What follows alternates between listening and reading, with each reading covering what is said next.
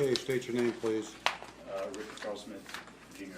Okay, Mr. Smith, you're here because you're in charge of the crime of driving a license suspended in the 3rd degree, alleged to have occurred on or about the 17th of August, 2019 in Mason County, Washington. This charge is a misdemeanor, punishable by 90 days in jail and a $1,000 fine. I'm going to go through the rights. I want everybody to pay attention because these same rights will apply to everybody. If you're charged with a criminal offense, you do have the following rights. Those rights are, first off, that you have the right to be represented by a lawyer, and if you cannot afford a lawyer, you have the right to have one appointed for you at no expense. That is a right you keep no matter what you choose to do with the case. All the other rights I'm going to review with you have one thing in common. If you plead guilty, you'll be giving those rights up. The first of those rights are you are presumed to be not guilty of the charge, and what that means is that as things stands right now, the presumption is you did not commit this crime, and that will continue until such time as you voluntarily plead guilty or the prosecuting authority proves your guilt beyond a reasonable doubt at trial. You as a defendant are not required to prove anything, much less prove your innocence.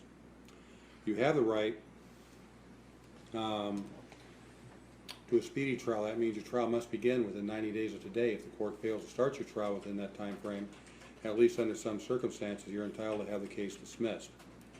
You have a right to be tried by jury, and what that means is judges do not have the legal authority to find people guilty or not guilty of a crime. Only a jury can make that determination unless you waive that right. A jury consists of people brought in from the community. You'd play a role in selecting which 6 of those people you pick beyond the jury, and they're the ones who would hear the evidence and decide whether to find you guilty or not guilty, applying the reasonable doubt standard. It's one of those Amber alerts here, I apologize. Can't turn it off. You have the right to remain silent. That means you cannot be forced to give testimony against yourself. You cannot be called as a witness against your will. If you choose to remain silent, that fact may not be used as evidence against you.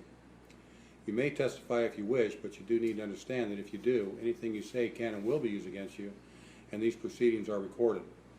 You have the right to confront the witnesses against you, and what that means is that the state is not allowed, or the prosecuting authority is not allowed to present its case by simply handing out copies of the police reports or affidavits or declarations or recorded statements, or for that matter taking the evidence in a live proceeding, but in a proceeding where you're not allowed to be. You have the right to be present in court when the witnesses likewise are present in court. Have those witnesses testify in your presence and have them cross-examined by someone on your behalf. That someone would either be your lawyer, unless you had waived your right to a lawyer, in which case that someone would be yourself. You also have a right to call your own witnesses, and what that means is that if there's people out there that have evidence relevant to your defense, you have the right to have court orders called subpoenas issued for those individuals, to have those subpoenas served and have them enforced in the same way that state subpoenas are issued, served, and enforced to compel witnesses to come to court and provide testimony. If you go to trial and you're convicted, you have a right to appeal that conviction, all the pretrial rulings, to the Mason County Superior Court. As I said before, if you plead guilty, you have a right to discuss with you, except the right to have an attorney will be waived, which means you no longer have those rights. Finally, you will keep the right to an attorney, and you'll keep a limited right to appeal, meaning any decision the court makes after the plea of guilty is accepted can be appealed, but nothing else can be. Finally, by any chance you are not a U.S. citizen, you also have a right to contact the council representative of your own country at a council located in the United States as provided in the Vienna Convention of 1963.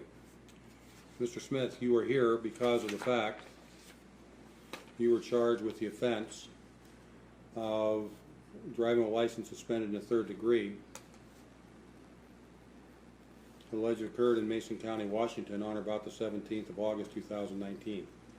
This charge is a misdemeanor and is punishable by 90 days in jail and a $1,000 fine. Were you present when I went through the rights? Yes, I was, sir. Did you have any question about those rights? Kind of, yes. Corpus delicti in this case is kind of funky, being the state of Washington. It seems to be a fictitious plaintiff. In a sense, I can't subpoena a plaintiff that doesn't exist as a person. Okay, we're going to talk about a couple things first because what you're saying is gibberish. Is it? It's gibberish. You don't even know what corpus electi is. Corpus electi produce the victim. No, that's not what it means. Definitions here. We're not here to argue with you, Mr. Smith. So, before I get to the next part of this arraignment, we're not going to complete the arraignment today for a reason I'm going to get to in a minute, but is there anything else you wanted to bring up? Because I just want to be able to have the victim present since it's a criminal matter, correct? Here's the situation. I'm gathering, it sounds to me like you might be kind of dabbling in the sovereign citizen stuff. No. Sure sounds like it. Sounds. Here's how it works. Pay close attention. Simply because the fact there's no, quote, identifiable victim doesn't mean that behavior is not a crime. The state the state legislature has chosen to, which it has authority to do under the Washington State Constitution, to make driving offenses, including licensing offenses. There is no victim that need be present. The only person that ever need to be present in court is any witnesses who claim they have evidence towards whether or not you committed the crime or not. The presumption is you do not commit this crime. Mm-hmm. And we're not going to have an argument about it. No. That's just the way it is. So at this point, my question to you was, sir, do you have any questions about the rights that I just went through? That should be either yes or no. Do you have any questions about the rights I just put on the record? Just the corpus electi. That's not one of the rights I put on the record. Okay. We're going to try it again. Is it, Do you have any question about any rights that I went through today? is it constitutional? Sir, you should answer the question. If you that- fail to answer the question, you may be sanctioned. You'll be held in contempt if you don't answer my question. No, I don't have any question or any questions. Okay? Did you understand your rights? Yeah, I do understand. my Don't rights. address courts as yes. Yes, no, yes, Your Honor, no, Yes, Your Honor. Your Honor. I understand my rights. Okay? Then you can turn the phone off because you're not a lawyer. I requested permission. I know that. What else do you need to address today that you need research for? I don't need research for. Then turn the phone off. Now. I- Turn the phone off now or you're going to go into jail for contempt of court. Okay. Bring it up and show the clerk.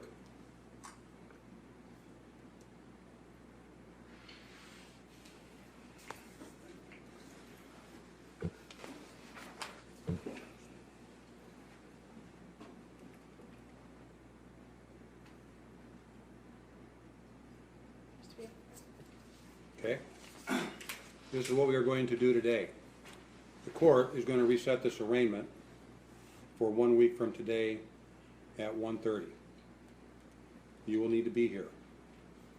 The reason for that is because the trooper, in his infinite wisdom, only wrote in his probable cause affidavit, stop for no license plate, no trip permit. That doesn't tell me anything, and I can't make a finding. I can't make a finding that there's probable cause for this charge to go forward. So the only authority I have in this case at this time is to require that you come back to court on a later date. Okay. Do you have anything else you need to address today? I have nothing else I need to address today. I'm sorry for asking the question, that question. I didn't mean to offend you. Not offending me, but I'd suggest either you learn a lot of law real quick or you perhaps see about being represented. I just had the issue in Thurston. You just have an issue in Thurston? I had an issue in Thurston too that had to do with the same issue. Around the same issue, yes.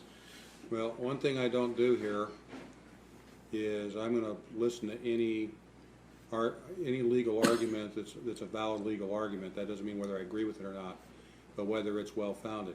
Corpus electi, for your information, involves a requirement that before a defendant's confession, you can shut your book, I'm telling you what it is, and I've been practicing law for 37 years.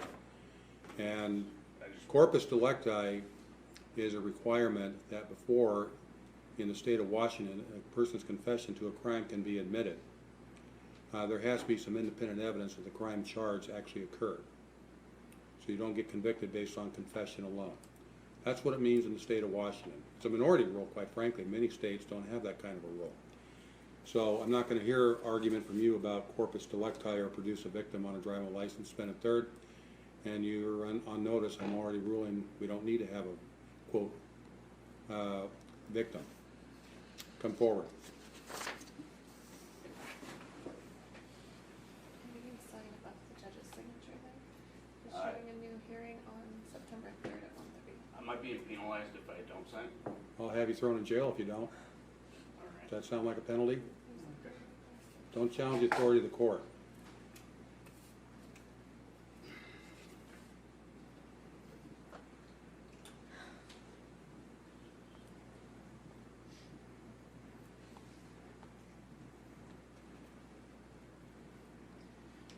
Let me see it. Proceeding under duress. Reprint the order.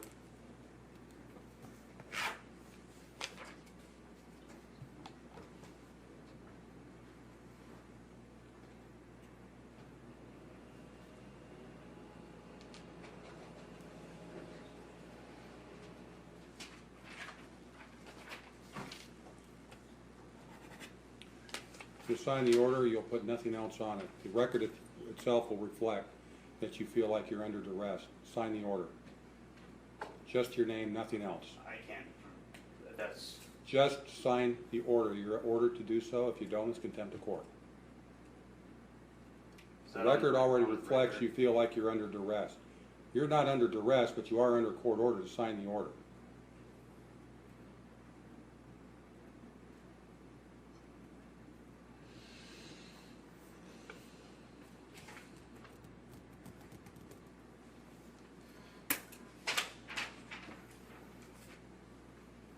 Have a seat. You're in contempt of court. Okay. Maximum penalty for contempt of court is 30 days in jail and a $500 fine. I will give you an opportunity to purge yourself of that contempt. I told you, purge means to make the contempt go away. I told you simply to sign your name.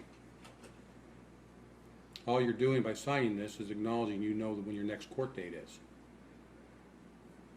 Now, your choice is you can either sign this as I told you, of just your name, or you can be taken into custody. Which do you prefer? Get an officer. I'd sign it with my rights reserved. Then. Signing this doesn't take away, or signing this does not take anything away from you, sir, as far as your rights. Why do I have to sign it then? Sir, Because it's I merely- just told you to, because it gives you notice when your next court date is. It only acknowledges that you received a copy of that order telling you when your next court date is in open court. That's all it does. So I'm not going to play games in this regard, which don't interrupt me. You're going to either sign that order without saying under duress, or you're going to simply show it's been served and you're going to be held in contempt for 30 days and maybe a $500 fine. I would prefer you just sign the order. It doesn't take away any of your rights.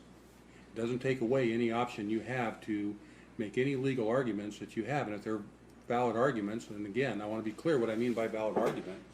It doesn't mean an argument where I agree with you, but means an argument that has some basis in law and fact. You're going to be allowed to put those arguments forth. However, at the same time, you're not going to disrespect this court, and you've been told specifically to sign the order. I'm not trying to disrespect the court at all. Yes, you are, and don't argue with me. How so? You can either sign the order, or you can be taken into contempt. How so? Sir, I'm you not better- arguing with you. I'm You not. either sign the order, or you're going to go into contempt. Which do you prefer? You sign the order without any editorial comment, just your name, nothing else. Sir, this is not a battle you're going to win. It's a contract, right? I'm signing No, it's something. not a contract. It's merely an acknowledgement that you received a copy of the document. Period. That's All it. you're doing is acknowledging when you have to come back to court. And it says that on the paper, so But to start signing things under duress and everything else shows disrespect to the court. I'm not going to allow it. So your choice is you either play by those rules or you're going to go to jail. So I can't sign it under UCC 1308. no. Okay, here's how it works. You really should talk to a lawyer because your knowledge of the law is, to put it very mildly, extremely lacking. But I don't care. How so? You said, I don't need to convince you. And I also know that you're not interested in being convinced. Are you gonna sign it with just your name, or do you wanna go to jail? That's the choice you have. You have about 10 seconds to decide. Can I sign it on recording under my name and? You've already. You can sign your name. This proceeding is being recorded, both video and audio. And you could request a copy of the recording by going upstairs to the On the clerk's CD. office and filling out the form requesting a copy of this hearing. You may be charged for the duplication process. So Cost. my question to you is, and you better answer for your sake, yes, right now. Are you gonna sign the order, just simply signing your name, or are you gonna go to jail? I'm going to, I guess, yeah, if that's what you're, I mean, yeah, if that's what you're coercing me to do, then yeah, I have to, I mean, I'm. Sir, Okay. just sign it. In a way, it is coercion, because there's a consequence if you don't follow my orders. I'm gonna sign the order, then I mean, I don't You're gonna want sign to- your name and nothing else. Anything else, you're going to jail.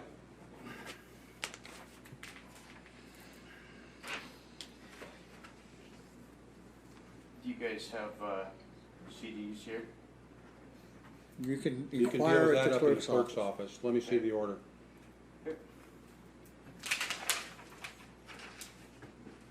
Okay? The defendant has signed the order with just his name. He's purged himself of the contempt. So we do not need to have anybody come over. I'm not issuing any pretrial release conditions because there's no probable cause.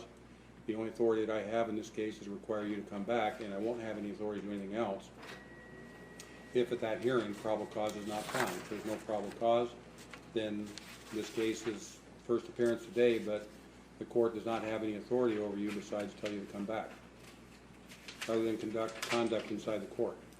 So you're free to leave unless you have something else you want to raise. I, no real other issue, I. Okay. Sir, you better just leave, because if you don't leave, you're gonna become a guest of the Mason County Well, Jail. I was just doing it. Sir, I was just sir. communicating Let him- with Counselors, don't let him. directly, sir. I'm just communicating with him directly as a conversation. Calm This- down. We don't have conversations in the court. Okay, what do you want to say? I apologize. I didn't mean anything by it. I do research, and I'm not, I'm not trying to waste your time, really. I just don't want mine as well. I work, I build houses. I got things to do. Well, my suggestion to you would be that you should probably spend some time having a brief consultation or a longer consultation with a lawyer. That's- Someone that knows the rules and knows how the courts work and what the law is. Those people get paid for that, I know.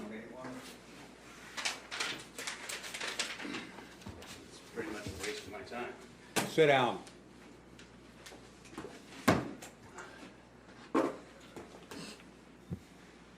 I purged the one contempt, but I don't need the editorial comment here. I understand. Don't talk, unless I say answer a question, don't say a word.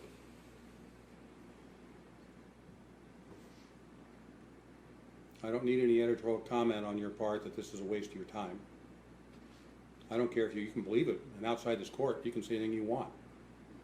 You can tell everybody I'm the devil, I don't care. You have a right to speak, don't say a word. But inside this court, you're gonna show respect for the court. That means when you're directed to do something in the court, you're gonna do it.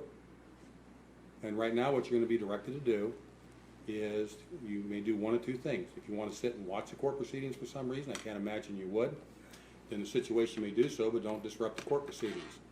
Secondly, if you choose to leave, you may do so as well. But you will not utter a word until you're outside this building, and outside this room, then you can say anything you want.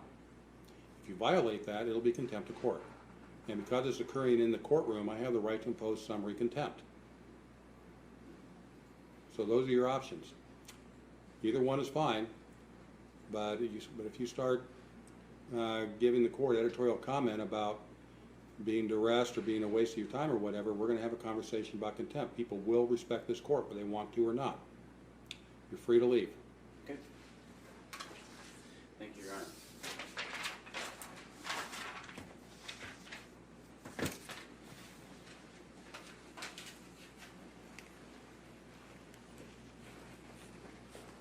Okay, Heidi Albright.